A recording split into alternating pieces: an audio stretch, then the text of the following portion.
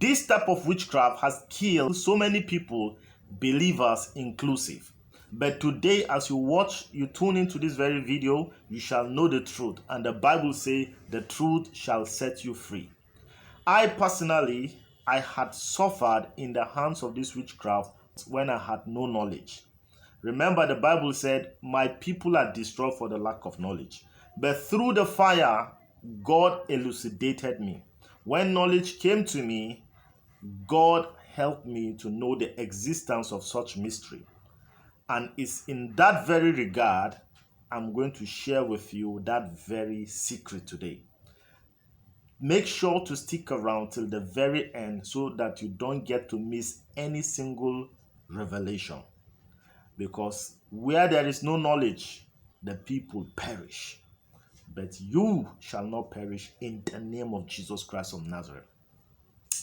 I want to give a little story. Once upon a time, when I went to Bible school, naturally, when you go to Bible school, you assume everyone that is coming to Bible school is a believer, right? And so, as such, you feel very relaxed and comfortable because you feel you're in the gathering of believers, as the case may be even in the church. So, one very day, I was lodging in the camp.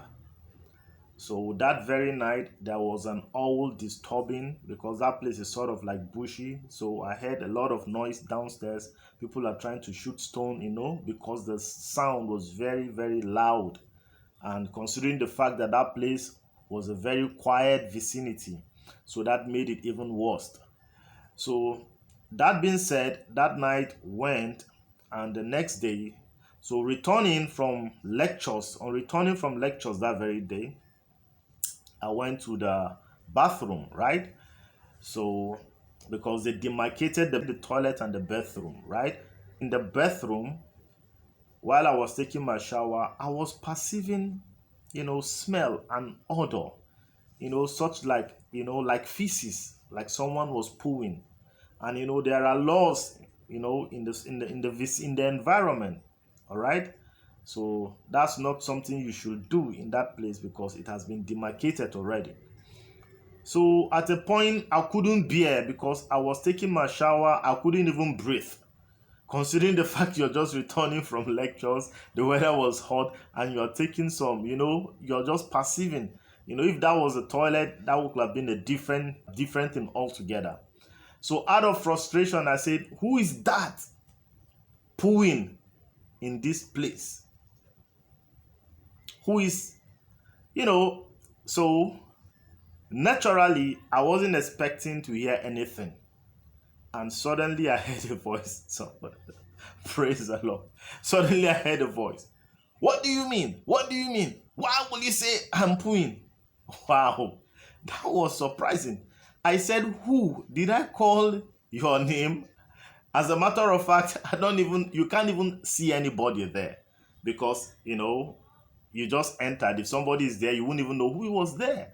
So I just made a statement because the natural thing, if you are not responsible for that, it shouldn't concern you. It should be none of your business. It shouldn't be your business because you are not doing that. So you have no need for response, right? So he was ranting. What do you mean? What do you mean? What do you mean? He was making a whole lot of ruckus. And what do you mean that I am pooing here? Are you out of your senses? How can you say such a thing? Wow. Then that I went further. That confirmed to me that, that was what that person was doing. I said, do you know this is a house of God? There are laws and it's written on the wall. You shouldn't defecate in this place. You shouldn't defecate. That's wrong. I didn't say what he was doing. I said, that's wrong. He said, what do you mean? What do you mean? Why are you accusing me? And suddenly, he just came out. He was ranting. Say, I am here, in the house of God. How will you? I said, no, I wasn't accusing you. Are you not perceiving it?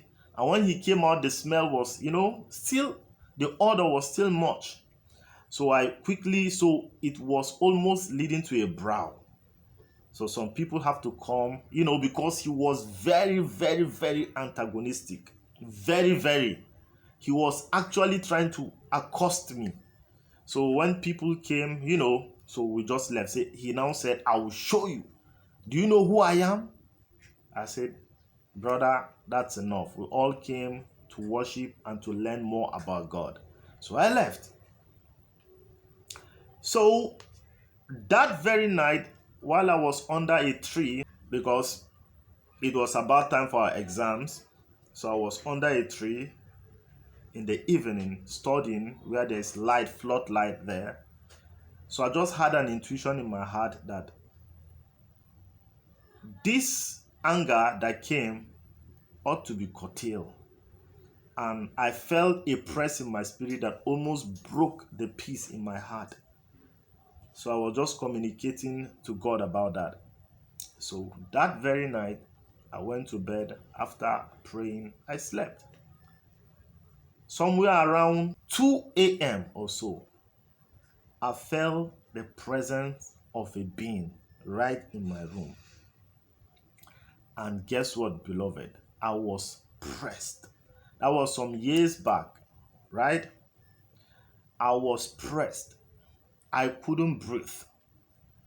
To be quite honest, if God hadn't shown me mercy, that would have been the end. But God, in His infinite mercy, He gave me the strength. Suddenly, strength from inside my spirit man. And I wrestled and I woke up. And I sat at the edge of the bed. I was meditating. Who could this be? I felt the being, but I couldn't see the face. And this was something like nothing I had experienced. You know, those days before you're born again, you see someone pressing you, but this one was another different level altogether. I now cover myself with the blood of Jesus. I asked God for protection, because that was the presence of God, So we went for classes that day. So finishing from lectures, I returned again while I was studying. Then that same night, I went to bed again. Then I haven't prayed around that same time. That same person entered that room again while I was sleeping. And this time around, my goodness.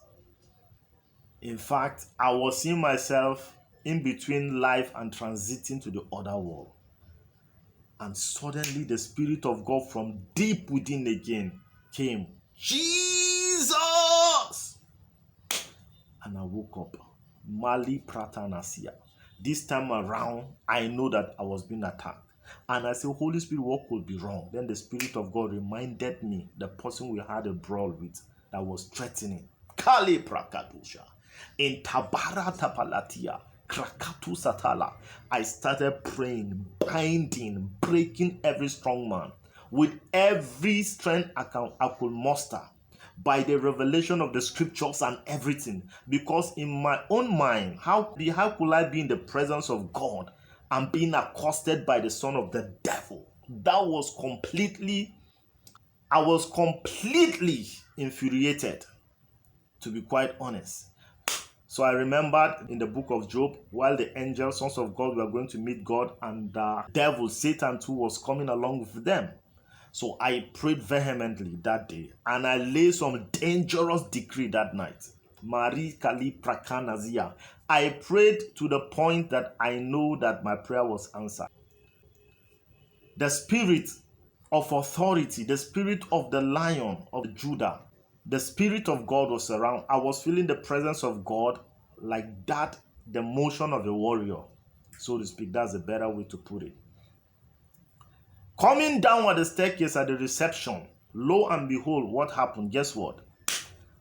There comes the man running, coming to me. I'm sorry. Literally, I had never experienced that. That was the first time. I am sorry. Good morning. Because I made some dangerous declaration that night. He was literally bowing down to plead. I looked at him. I didn't mutter a word. Straight into his eyes. We didn't communicate about the subject matter, but we knew what we were talking about. Sorry, please. I say, don't dare. It could be risky. It could be. The person that was like a fierce lion that day became like a little lamb, completely bowed, completely subdued. So we are walking, I was walking majestically, and we went to the class that day. And so while we were in the class, I was just watching.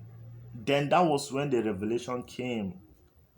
And I saw him relating with some fellow people there. Because he came for the Bible school too, from a very far state for that matter. Praise Jesus. And that was it. I learned a shocker of my life that day. And lo and behold, I knew that truly when the sons of God go to visit God, Satan also comes along with them. So I want to urge everyone listening, if you have been taking your life easy, please take it very serious, because the day you are not in spirit, it's God that has been keeping us, but it's very imperative that our spirit man is charged, because we don't know when those battles will come. But I pray for you in the name of Jesus Christ. The Spirit of God will raise up a standard. When the enemy come against you as a flood, the Spirit of God will raise up a standard against them in the name of Jesus Christ of Nazareth. Hallelujah.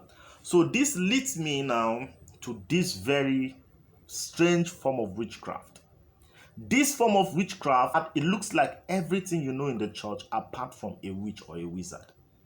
And so many believers, because they are not sensitive, this has cost them their lives. Literally, they do everything like a child of God. But how do you decode them?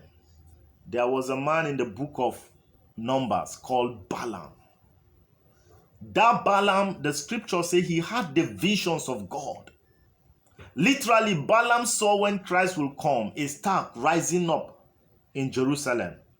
So you could say the Magi that came to see Jesus when he was born is more or less like they worked with his prophecy, because they were not children of God.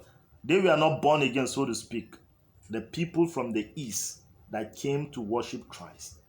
But they had understanding, stargazers. They can peep into the spirit realm and know what's going on. That's how you have this zodiac sign. They can tell you and predict, and palm readers and all of that. So they have this knowledge, all right, spiritual knowledge, but they are not using the power of God. But Balaam, on the other hand, interacts with God, and at the same time, he's a diviner too, which is very difficult to place. By the special grace of God, I will dedicate a special video in future for this very, very man, Balak. Amen. But you know, in the scripture, the Bible said, and Balaam, the son of Peor, the worshipper of Baal. That's where you understood that, okay, the mysteries and the mysticism he was practicing was not from the Spirit of God. If not, how could you see the visions of God and there you are there yet trying to curse the children of God? You are being hired to curse them. You kill a bullock like how many times, but still yet you couldn't gain an entrance. But at the end of the day, because Jesus said, whosoever is not with me is against us. Whosoever is not with us is against us. Whosoever is not gathering is scattering. Hallelujah. So how will you give the enemy an insight on how to make the children of God offend God? He said, when you cause them to commit this sin, then their God will destroy them by himself. Praise the Lord. And we saw how the children of Israelite were destroyed, because he was trying to accost them, but he said the head of a king is in their midst. So, do you have someone, there are things going on around you, but you can't predict. That is not to say go about suspecting everybody. But that's why discernment is very, very, very key. Because if you have met such people, they always sing praises even louder than you. You see them trying to read scripture even louder than you. See, they seem to be in the presence of God and love God even literally more than you. But there's how to discover them. When they speak in tongues, you could just sense dryness there. And when you begin to pray very hard, they begin to get antagonistic. That's how to discover them. Primarily, when you begin to pray very hard, the next day they'll be shouting, they'll be acting as if they want to run mad. The next thing, they will be looking for trouble. Before you know, they want to fight you. And those fights mostly is they know how to break the believer's connection with God. Oh my goodness. They are specialists in that aspect. They know how to break your defense. When you are getting spiritual, they come and they do something to offend you, and you will not be spiritual anymore at that very point. That's how they keep you lukewarm, so that you don't get ascendancy. So that's why it's very important when you are doing stuff like prayer, fasting, strange people or anywhere, they just come to offend you. If you have that understanding, you will just let them slide. Hallelujah. So pay attention. Pay attention. Pray very well and watch around for the signs. And when you see, don't hesitate to fight for your life and your destiny. In the name of Jesus Christ. They are right there in the churches. They are right there in the choir. They are right there in your office. They are right there in your compound. They are right there in your neighborhood. They could even be some of your friends. But watch, caution. Don't suspect anyone. Just be spiritually smart. Be alert. Be on high alert spiritually, and God shall give you victory. In the name of Jesus, I pray for you. If anyone is under the vortex and the power and the captivity of the spirit of Balaam, I decree your release in the name of Jesus Christ. You shall not die before your time. I decree that God will reveal to you in the name of Jesus. And one way to know them also, you always see them in your dream. One particular entity all the time. One subject all the time in your dream. That's a signal also. So do not be deterred. And anytime you are praying also, they keep praying. Anytime you are praying, you see them praying. Anytime you are doing anything spiritual, they begin to mimic that thing. Then watch out. That's also another major cardinal sign. But we are more than victorious in the name of Jesus Christ. Hallelujah. So if this is your first time coming to this channel, please do well to like, share, and subscribe. To remain with us here, God will keep on revealing secrets to you. So until I come your way again next time, shalom.